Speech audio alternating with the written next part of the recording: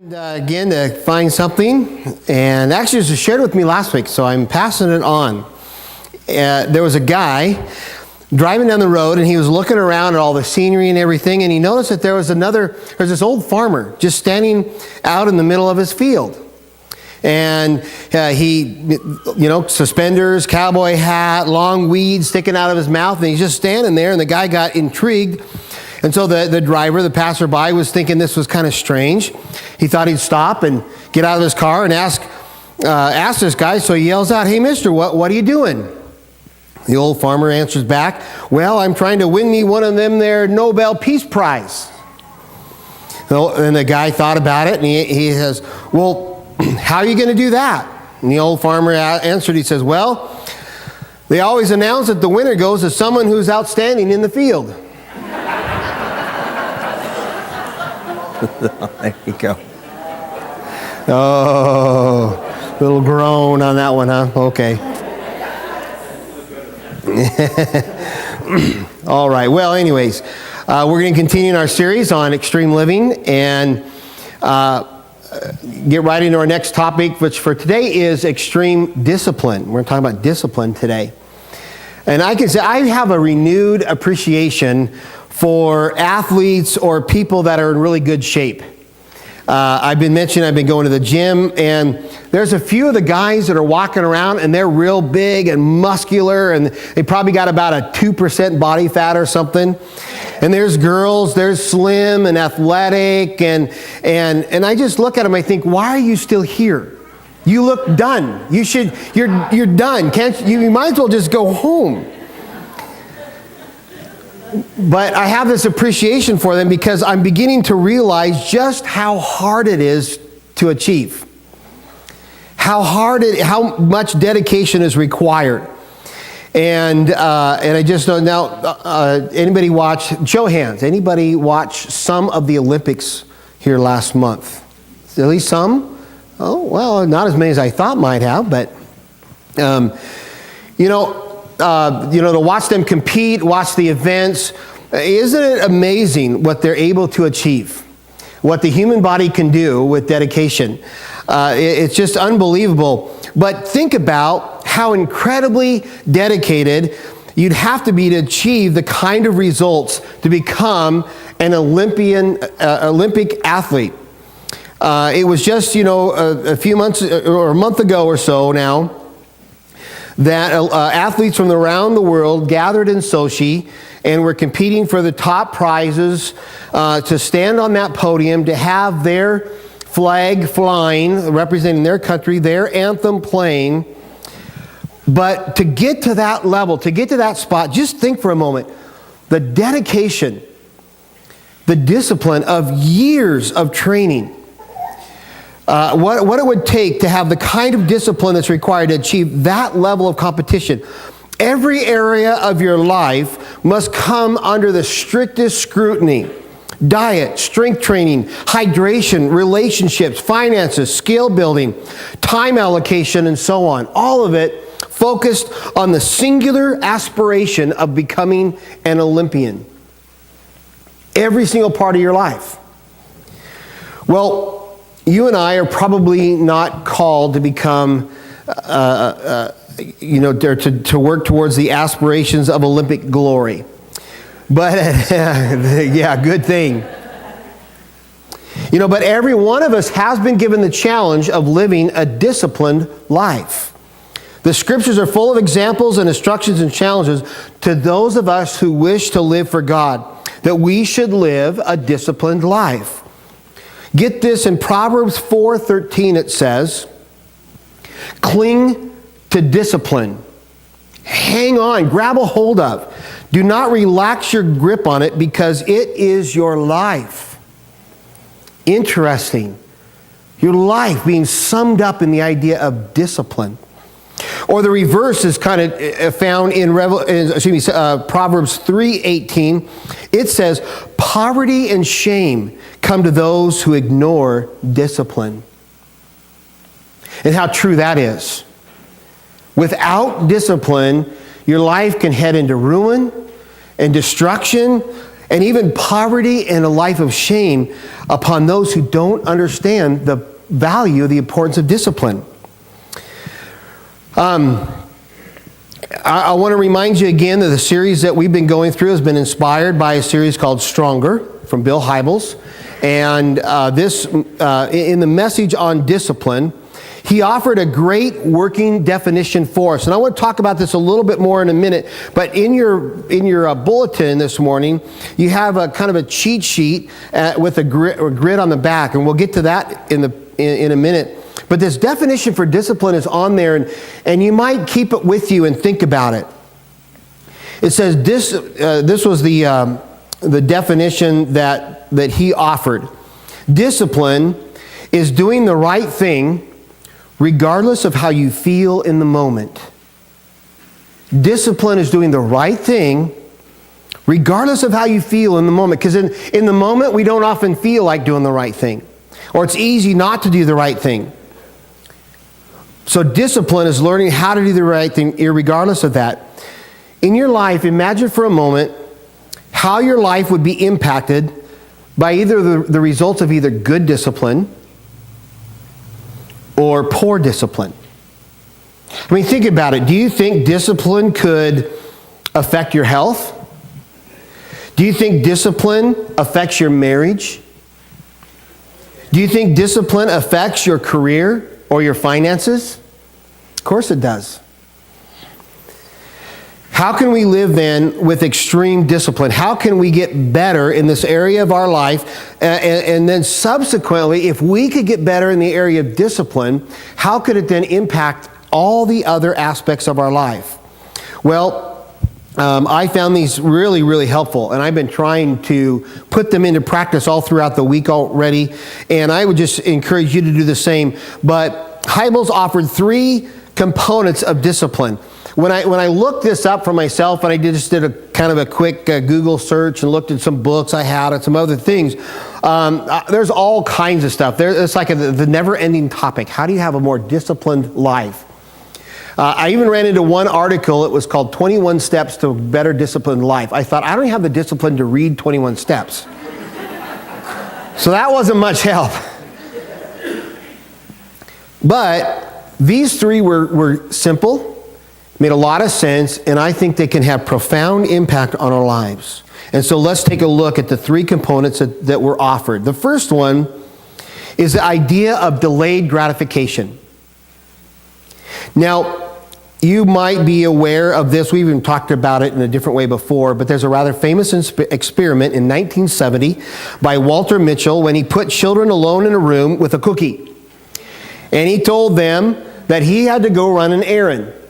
If they wanted to, they could eat the cookie, but if they waited till he got back, he would give them a second cookie and they could eat both of them. So if they waited, they got 2. Now, then he would leave the room, of course. Most of the children actually would eat the cookie. Not much of a surprise. Some, however, waited until he returned and they received the promised reward of a second cookie. Others have repeated that with marshmallows and cookies. And it's funny, you watch some of the kids and they'll look at that cookie, they'll smell the cookie, they'll lick the cookie. If they get that far, guess what's next? Whoop, down it goes. Cookie's gone. But another interesting thing about this that was at least new to me is they followed those children all the way up into adulthood. And they put the kids into 2 different groups, and the groups that waited until the guy got back and they got the second cookie, they called them kids with a high delay capacity. And they found that the children with high delay capacity did better in school, had fewer behavioral problems. On average, they scored 210 points higher on their SAT scores. They had greater likelihood of graduating from college. They tended to make more income and have better jobs, and on and on and on. Every area of their life, they tended to succeed more because they understood the principle of delayed gratification.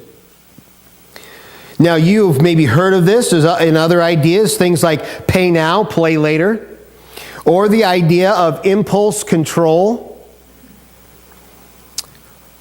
But maybe one of the most important skills in life that we can learn in building a satisfying and successful life is the idea of delayed gratification. Not giving in to the impulses of the moment, but instead learning how to look ahead towards doing the kinds of things that we ought. And it seems to me it's exactly what God's Word said in Proverbs 4. Cling to discipline because it's your life. And they're saying that it proved out true in this experiment. Those kids that learned the power of delayed gratification did immeasurably better throughout the remainder of their life in all the other areas. As I reflected on this idea of delayed gratification, I began to wonder, so what are some of the enemies of good discipline? And I would offer this as a short list. It's certainly not exhaustive. But some of the enemies of discipline would be things like temptation, distraction. I was thinking of this story the other day about, oh wait a minute, excuse me, I'm getting distracted. Laziness. Anybody struggle with that? Disorganization. It seems like the idea of delayed gratification can help us address every one of these issues. In each case, when I am otherwise trying to be disciplined, I give into the wanderings of the moment because it offers the illusion of satisfying some desires right now at the expense of what I could have later on. So instead, I'm not going to react to how I feel in the moment, but instead delay those feelings for the sake of responsibility, for the sake of commitment, for the sake of achieving greater goals down the road. Sandy and I want to take a vacation in a couple of years. We don't have all the details planned out, but we're talking about a cruise. And you know, with the travel and food and tickets and lodging, all that kind of stuff, I know that we're probably looking at a couple $1,000s to be able to take our vacation. What's that? Yeah. Right. Oh, man. A few $1,000s. We're working on verbal precision, right? We're trying not to lie here. We're trying to, so maybe more than that. But we're looking at this, and so what we're doing is we're trying to save money. We're trying to pay off some bills. We're trying to make preparations as we look ahead at this and make the preparations to be able to take the trip that we want to take. But to get there and to do that, it's also going to require that in the daily decisions of how we use our finances, we have to make choices. Will we use our money to eat out all the time and to go shopping for things we don't need to? Do I really need expensive coffees? Do I have to go buy the new clothes that I like? Or will I stick to my plan and my budget and use the money towards the things that I want to later on? Will we spend now, or will we save for the trip that we want to take later on? Delayed gratification. It works in so many different areas of life, so many different aspects. Will we give in to the desires of the moment and shortfall what we could be or could have later on? Now, the second principle is this. It's called advanced decision making. And this gave me a lot to think about this week. So what does it look like? Well, for the Christ follower, this is when you carefully make the important decisions of your life during a time when you have gotten alone with God.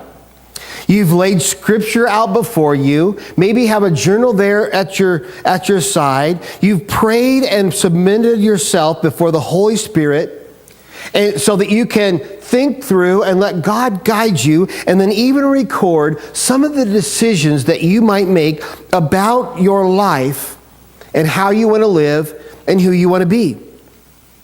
You don't, on the other hand, you don't make decisions when you're in the heat of battle or some kind of weakened state of mind and you're trying to hold up under the pressure.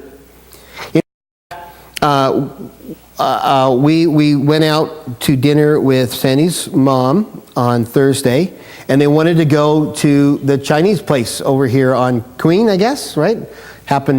Is it Diamond? Red Dragon there on Diamond. And it was really good. We happened to see a couple other folks there. That was really fun. But as soon as they said, we're going to go to Red Dragon, I made two decisions in my mind. The first, I knew what I was going to eat, because I'm a real creature of habit. I always get the same thing every time, everywhere I get the same thing. And the second was, I would only eat half and take the rest of it home for lunch. Because if I'm sitting there eating it and it's really delicious and I'm like it, I'm not done until my plate is empty and I have licked it clean.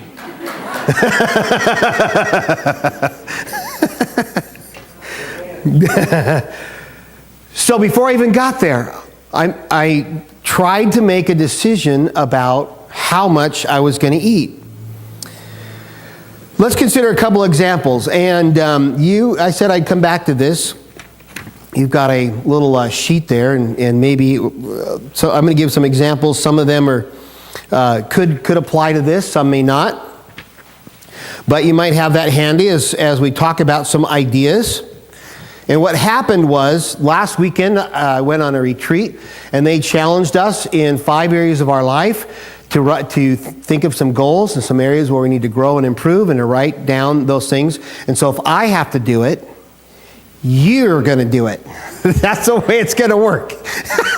So here's some challenges, some areas for you to consider. What might delayed gratification, what might advanced decision making look like in your life? And here's a couple of examples, just as we try to flesh this out. Let's say some things like shopping. Now, we all know you never go to the grocery store when you're what? Hungry. That's right. Why? Because you'll buy the whole store. You'll get everything. You won't stop until the aisles are bare. And you'll grab everything you can. Anything your eye gazes upon is going to go in the grocery store, in your cart. Your list is out the door, and there's just no willpower to stop yourself from those Doritos and everything else. You're going to grab it all. What about setting relationship boundaries? When do you think is the best time to make decisions about your intimacy boundaries if you're not married? You think it'd be when you're alone with God, seeking His direction for your life? You're praying about how you can honor Him with your choices and your body? Or at 2 a.m. when you and your snuggly partner are wrapped up in a blanket, and the lights are off, and you're alone in the apartment, and you're trying to decide how far it's going to go. Now, which location is the better place to make the right decision about what you're going to do? When you're alone with the Lord, right? Not alone with your snuggle bunny. Now, other areas of advanced decision making, and you think about how this could apply to your life. What areas might you consider? How about the area of budgeting? I have finances on there, and I even wrote down a little bit of an example for you. What if in your budgeting, you and your wife were to sit down at a table together and pray over your finances and try to figure out how will you honor God, meet your financial obligations, and reach your goals? Or you can just launch into your daily routine, plastic card in your pocket, whatever idea you have, whatever strikes your fancy, whatever little piece of happiness that comes along that you could buy, you make choices about your spending. Well, when we think of budgeting, any kind of financial training program or whatever you might go through will tell you that the first rule of budgeting is to do the important things first. Make sure the important areas are covered right off the bat. And the first things that you should learn to do are to honor God with your finances and then pay yourself. We need to be thinking about, how can I honor God with what He has blessed me with? And then how can I set away savings for areas of my life like vacations, emergency fund, retirement, and so on. And pay those things first. I think there are a lot of people that really want to honor God in their giving. They really wish they could start building that rainy day fund. It's just that they just can't quite seem to do it. They really want to, but whatever the reason, they can't seem to find enough money at the end of the month to meet those obligations because the money's always gone. You know, it's interesting today. We have some tools available to us that I want to challenge every Christian to consider. As you think through your budget, as you think through how you want to spend your money, and what are your first priorities. And if you would agree that your first priorities are honoring God and paying yourself, we have some new automatic tools that are available in budgeting. At the first of the month or every payday or however you want to set it up, you could set up a direct deposit where some of your money automatically goes into savings for you. There's a couple of vehicles, couple of ways that you can do this now. Banks are actually getting rather creative and offering different ways for money to automatically go into a savings program. You could do that with your retirement funds and anything else, but automatically set it up so that when your money comes in, the portion that you've decided to set aside for different aspects can automatically go where you want it to go. And then it's gone. It's put away. Your retirement, you're beginning to build it. Your vacation, you're starting to create that fund. Emergency money is there because you paid yourself first. Now, in a similar way, you could do the same thing with your giving to God. On our church website, or better yet, through automated services at your bank, you can set up automatic giving that goes to honor God. So you don't have to sit and wait and figure out if you've got the right money. You make your choices first, and then automatically have it go to the God that you love. I know that people want to honor God, and they want to give Him the first fruits of their labor. And when you set it up, it just goes. You know, we have set up ours out of our bank this way, and it's just gone, and it goes off to certain giving areas, a church and other things. And I don't even think about it anymore. It's just done. And it's so freeing just to know that I can gather in the presence of the Lord. And there's no shame, there's no guilt, there's no sense that I have robbed Him of the things that belong to Him. It's all taken care of for me. And there's no regret. I don't have to worry about forgetting it. I can just step forward knowing that I've made the decisions in our budgeting, and we figured it out beforehand, before I have to decide if I'm going to buy the next cheeseburger or not. And I made that decision, and we just have set it out before the Lord. It's a way to show God that He is the most important thing in your life. And you're not going to let the bright lights and the soft music of the mall lure you into things that you don't want or need. You're not going to allow yourself to become a prisoner of credit services and over maximized credit cards. But instead, you're going to set the right things, the important things, first. And you set yourself before the Lord and say, God, what would you have me to do? Another area, another idea. What about in the area of your work day? What about your work? The most effective people are the ones who pre-plan the work that they want to accomplish before they ever get into the office. They don't go in the office and start emailing and seeing what's going on in Twitter and Facebook and walk over and hang out at the water cooler for a while and meander around talking to everybody. But instead they have a plan. They have a schedule. They set up appointments. They have their strategy, everything they need to know to accomplish their goals of the day. And they set it before them, and they just get it done because they planned in advance the things that they were going to do. Now, I was thinking about this, and I know that for our crowd, a lot of you are in a situation where maybe you work a retail floor, you're answering a telephone. There are a lot of interruptions throughout your day, and a lot of your job is about waiting for certain things to happen, variables that are out of your control. Still, there are decisions that you can make. There are things that you can get involved. There are ways to change your efficiency. How much time do you spend at the water cooler or its equivalent? Are there extra jobs in your area of responsibility that have been waiting week after week after week and you're just not really getting to it? Do you have everything ready to go the night before so that you are up and going and ready and at work on time with energy and enthusiasm doing the job that you're being paid to do?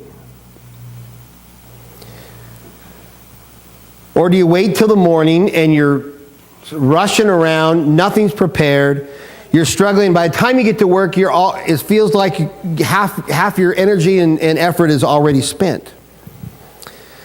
I know, in a similar way, I know the amount of work that I get done around the house on the weekend is directly related to decisions and planning and preparation I have done during the week before.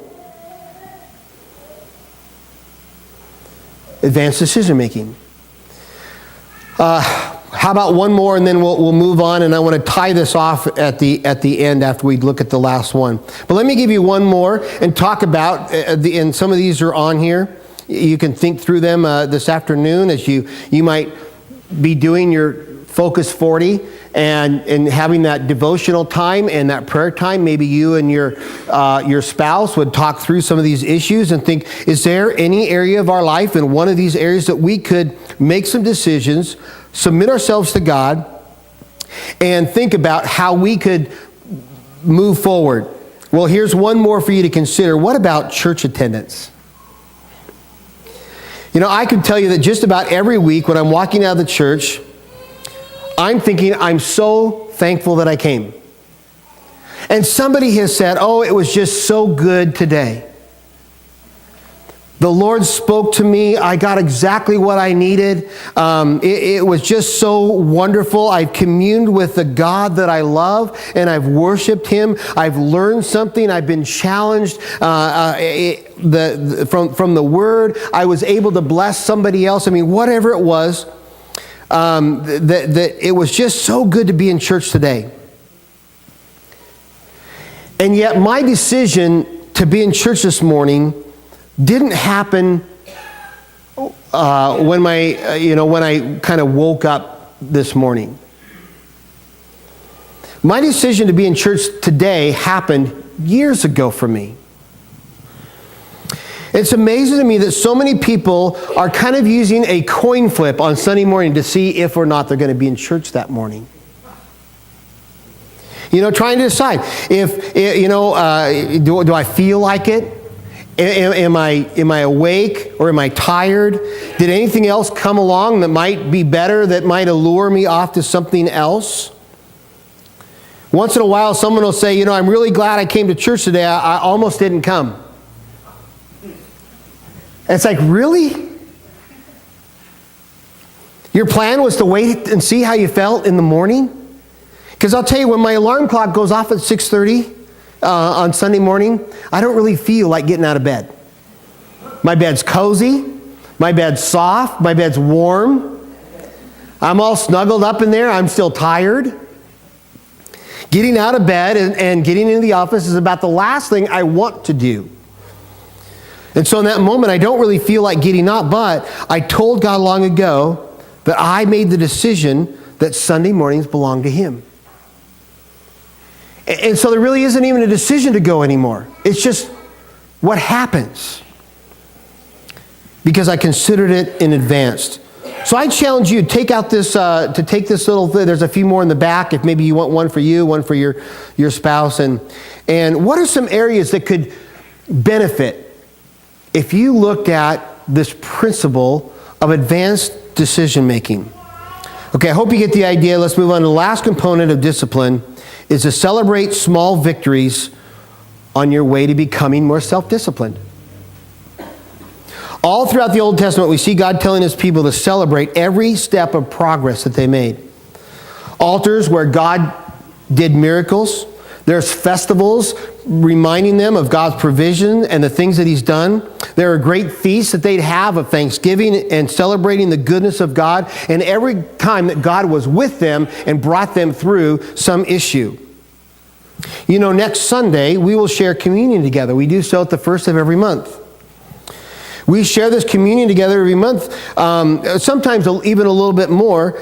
But mostly because in 2 Corinthians it talks about communion, and it says that this cup is the new promise made with my blood. Every time you drink from it, do it to remember me. Every time we drink the cup or take the bread together, we are celebrating and remembering what Christ did for us. And we hold on to that cross. And we see the salvation that's available and how in our evil and in our wickedness, we lived lives rebellious against God. And we're reminded that because of Jesus' sacrifice, he hung on that cross. He demonstrated his love. He paid the price that gave us salvation and reconciled us with God. And every time we share in that cup together, we're celebrating and rejoicing over something that God did for us. Now, my weight loss goals are not nearly as significant as my salvation. But there still seems to be a principle at work here. Every time we celebrate a little victory, it reminds us of what we're doing, why we're doing it, and most importantly, to keep going and don't give up. Keep moving forward. Keep striving. And if you're struggling in discipline, then maybe you shorten up the gaps between those celebrations so you can get to it a little bit quicker. I know for me, when I'm sitting in the office and I'm alone, it's quiet, the phone hasn't rang for a while, and I'm trying to study, and maybe I'm an hour or a couple hours into it, it's so easy to get distracted and go off and do something else or get bored and want to, go to the store or go work on a project. Or I kind of like being active, so sitting there in front of the computer doing my work gets tedious. And I've just learned that really the only way I can keep at it is every once in a while I have to give myself permission to take a quick break. I reward myself with a cup of coffee. And I'll say, okay, when I get this section done, I'm going to take a break and go get another cup of coffee. And it's a little reward for accomplishing my goal. It's just a tiny little celebration. Depending on what it is, the celebrations are going to be a little bit different. But when you rejoice and celebrate over every little victory, it reminds you to stay focused and to keep going, and it's worth it. Now, what's this all about? Let me close with a little story I found that was kind of interesting.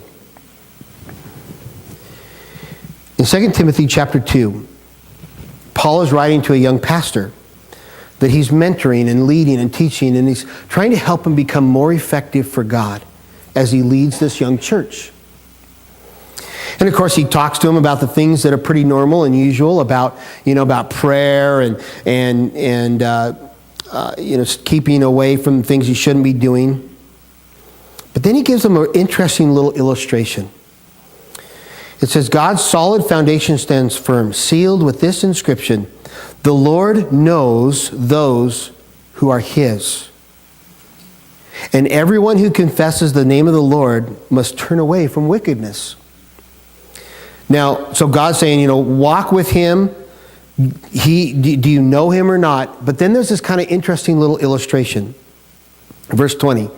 In a large house there are articles not only of gold and silver, but also of wood and clay. Some are for noble purposes and some for ignoble. If a man cleanses himself from the latter, he will be an instrument for noble purposes, made holy, useful to the master, and prepared to do any good work. Now, if we think about that little illustration, and if we ponder for a moment, Consider this. He's saying to us that the whole world is like a large house. And in it are all kinds of different people. And some of these people are using their lives for the master and noble things. Others are not. We are called to cleanse ourselves from the ignoble. We are called to live our lives with discipline and honor. We are to cleanse ourselves from the dishonorable, the immoral, and the undisciplined so that we are prepared to do any good work. Without living our lives in a disciplined way, we are of little value to the master. It's only when we live set apart, separate, when we're like the gold and silver, the good things brought out for the most important reasons and the best purposes, used for the goodness of God, does our life have value. I know so many people would love to serve the Lord in their giving, but their finances are a mess. Or people that wish they could live their life for God, but they're so ruled by immorality and sin, and it's destroying their life. People that wish they had time for God, but for whatever reason, they're so disorganized, they're so busy, there's just no room where God can break in. And there's all kinds of other things that we wish we had the strength for God, but our health has fallen apart. We wish we could serve God, but our relationships are a mess. We wish we had time for God, but it seems like everything's out of control. It's the reason that Proverbs says, discipline is your life. Will you use it in a healthy, controlled, and focused manner? Disciplined for the things of God? Or will you give in to the ignoble things without value, without meaning, without drive, and without purpose? Let's pray.